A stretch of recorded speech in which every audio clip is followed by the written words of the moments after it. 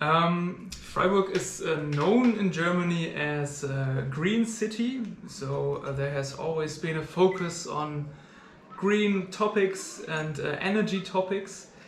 In the last year, 2019, Freiburg has released a concept for climate protection. And the goals there are in 2030 we want to reduce CO2 emissions 60%, and in 2050 we want to be climate neutral. That's the goal in Freiburg. And yeah, there are a lot of different actions that are planned to achieve that goal. In Freiburg we have a lot of sun, we had a very warm region, so we use a lot of solar power here in the city. We have the Black Forest near the mountains where we can use wind turbines that produce a little bit of energy. And yeah, a lot of our energy comes from bioenergy at the moment. Yes. There are a few things planned in the future. We are getting a new district here for 15,000 people that is built up from scratch. That's going to be climate neutral, the first climate neutral district here in Freiburg. We have an older district which is very known worldwide, the Vauban. Also an exemplary district for renewable energy and climate protection. And right now they are planning a green industry park, so which is a big industry district here in Freiburg. That's also, they try to renew it, renovate it, so it's going to be climate neutral. Okay. Yes. So what is Energiewende? Yes, I had to research it myself. The Energiewende, you can translate it in energy transition. So it's a transition from fossil energies to renewable energies. This is the first part, and the second part is in the Energiewende to increase the efficiency. It's very important that we use less energy and consume less energy, and that energy has to be produced with renewable sources. The term Energiewende is, I think, was first used in the 80s from the Eco Institute here in Freiburg. They created it, sort of, and since then it's been a very long process here in Germany. And the last 20 years there was a lot of effort to fund renewable energy sources. So the government gave money to people who produced, for example, the electricity with solar panels on the roof. So we try to push the renewables so they can find their place in the open market. Yes. That's the term Energiewende here in Germany, and we are on a good path. But there have been some laws for the Energiewende, which also say that the energy from renewable power has priority towards fossil power, for example. But the laws are becoming more and more complicated over the years, and we had a rather conservative government here in Germany, and they could have done more. It's okay in the electricity. We're good. We have now 50% of our electricity is produced renewable. That's a good thing, and I think we can achieve the 100% in 2050. That I think would be no problem. The problem is the heating. So in the buildings, heating, warm water, this is a much larger part of our electricity consumption, and there I think we are at about 15%. So there is a lot to do. So many people say the energy transformation is more like a heating transformation, because we always focus on electricity, but heating and warm water is a much larger part. So there's a long way to go, but in electricity we're doing okay so far. I see. You would have to ask someone who is a little bit older than me, because I was very young when that happened. But I researched a little bit, and there was in the 70s there was a plan to build a nuclear power station in a very little town, like 20 kilometers from Freiburg, and there were large protests in this region, because people didn't want nuclear power. They saw the dangers of nuclear power, and I think the protest lasted until 1995, until the government said, no, we don't want to build this nuclear power plant.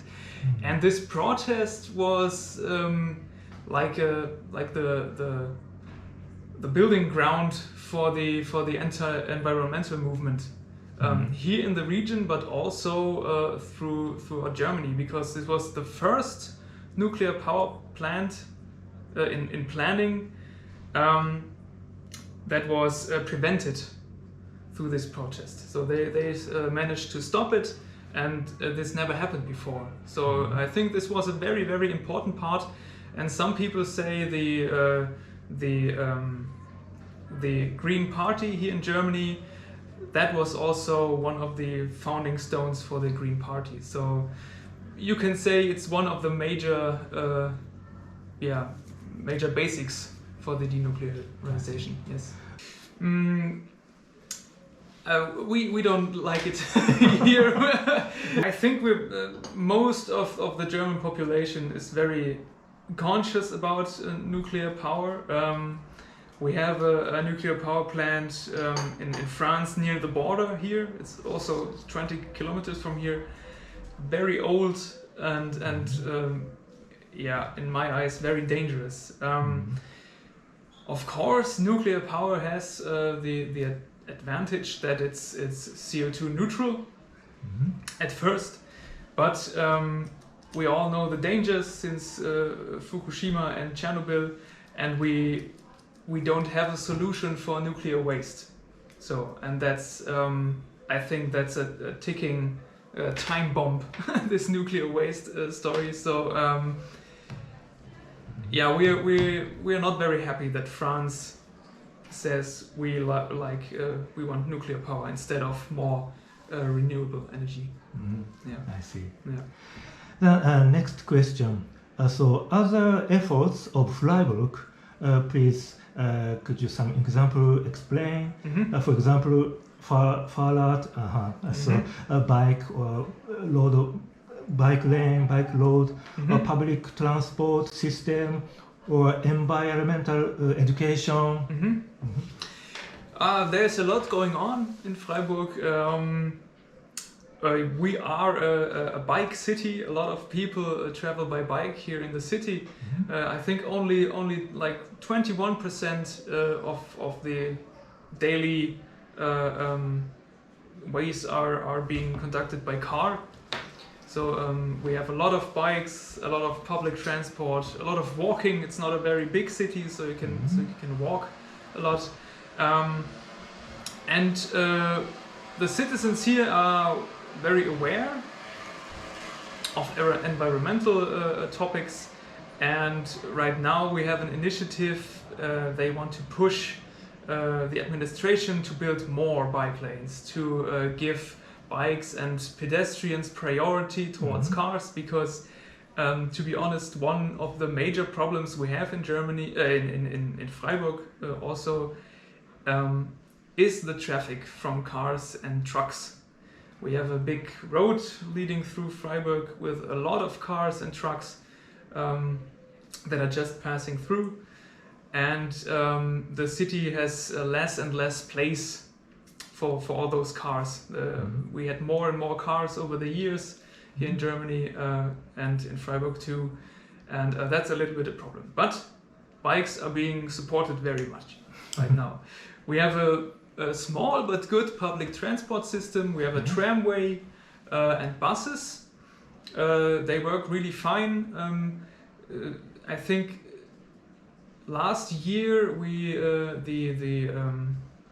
it's called VAG, so it's the company that runs the tramway and the buses. They bought 3 hydrogen-powered buses, so that's the newest effort here. And the public transport system it works fine. It's okay. It's a little bit expensive, but it's okay. It's important for us here. We have also a lot of car sharing here in Freiburg.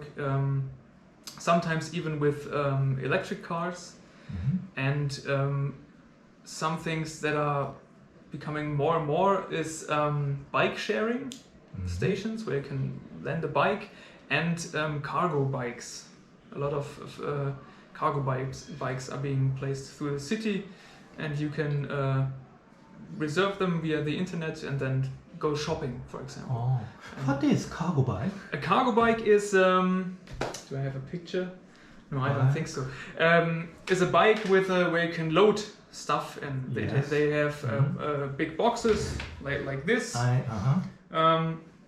Are a little bit longer, and most of them have a little electric motor to support you, so you can go to the shopping mall and do your shopping, load it in the bike, and then drive home, and the motor supports you, and it's very easy and very fun.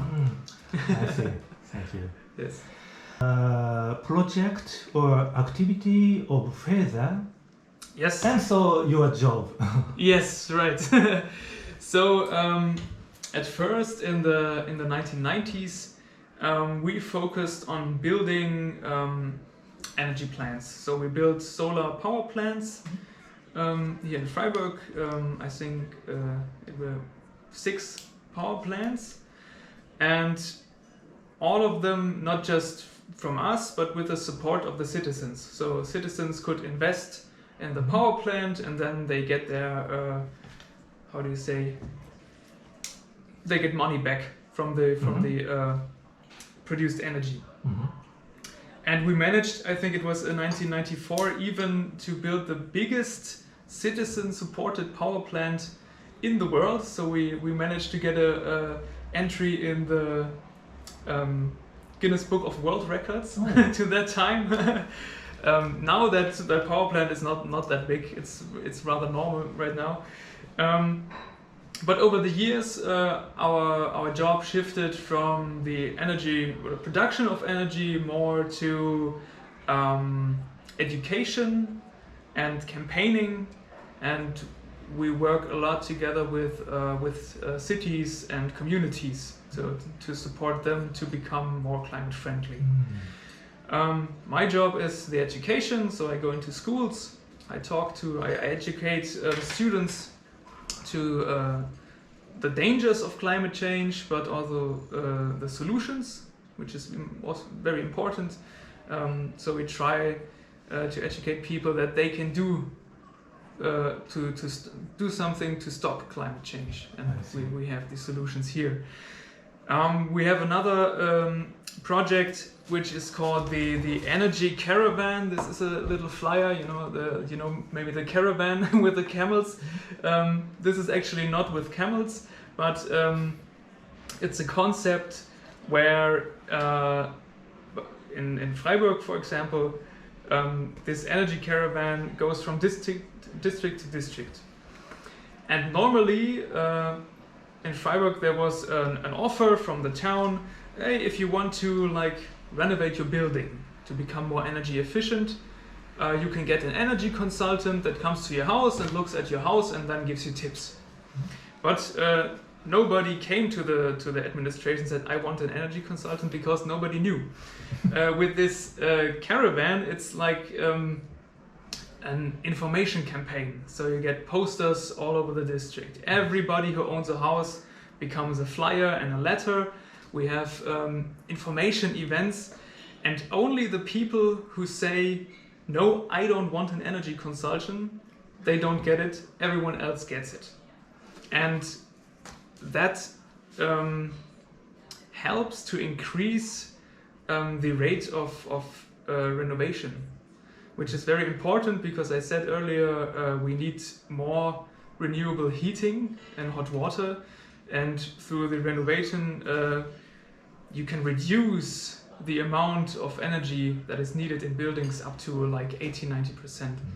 And normally in Germany we have a renovation rate of about 1%, I think. And in these districts, I think 15% of everyone who got these informations, they renovate their buildings. So you can increase them very much. That's a very important project. It's not only in Freiburg, it's throughout whole Germany. We have another important project. This is a training for adults, which is called Communal Energy and Climate Protection Management. So a lot of towns in Germany, they have a climate protection manager. So he works in the administration and he tries to lead the whole city or the town towards climate neutrality. And we train them so they can work in cities and help them to achieve that goal. It's a training about 13 weekends over half a year. So yeah, they learn everything what you have to know for climate protection and energy. So that's a bigger project for adults.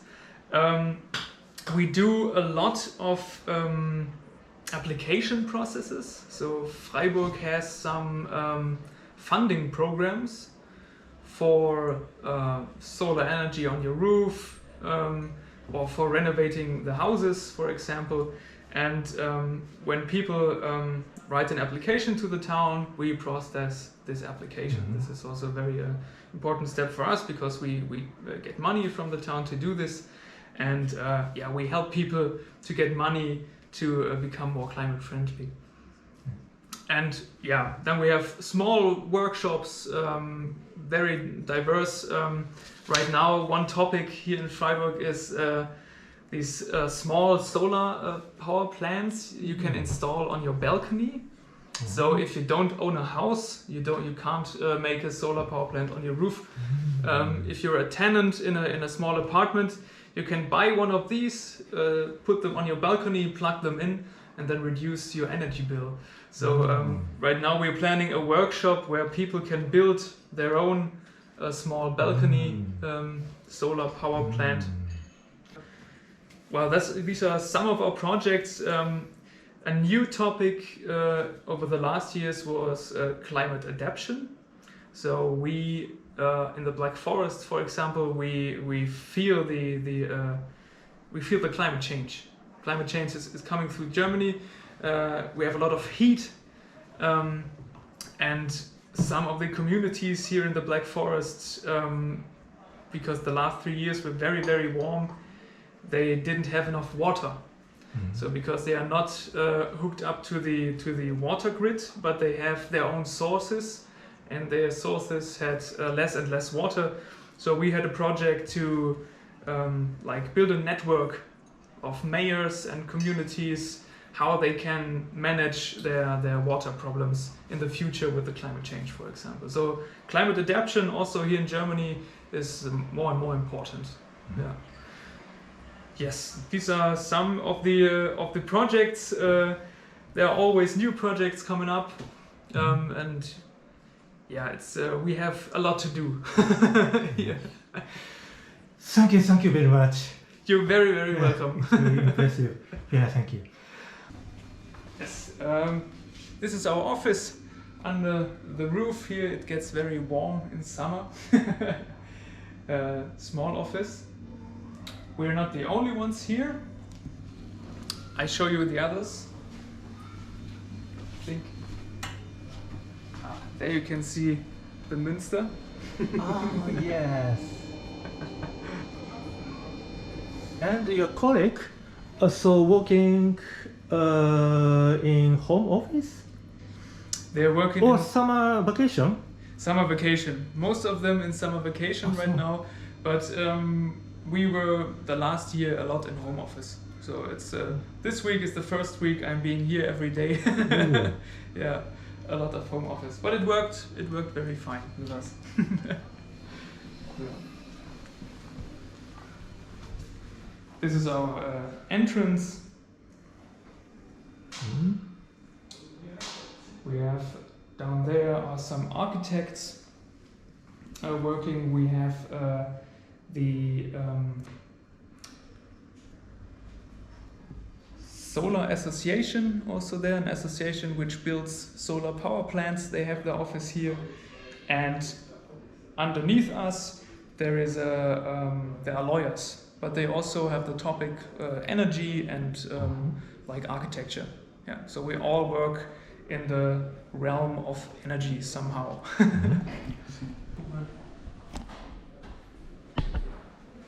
Bleiben wir hier draußen. So this is the IFPRO. It's an institute for training, and together with IFPRO we do the training for the communal climate protection managers. So they are very close, working very close with them, like every day. I see. Yeah.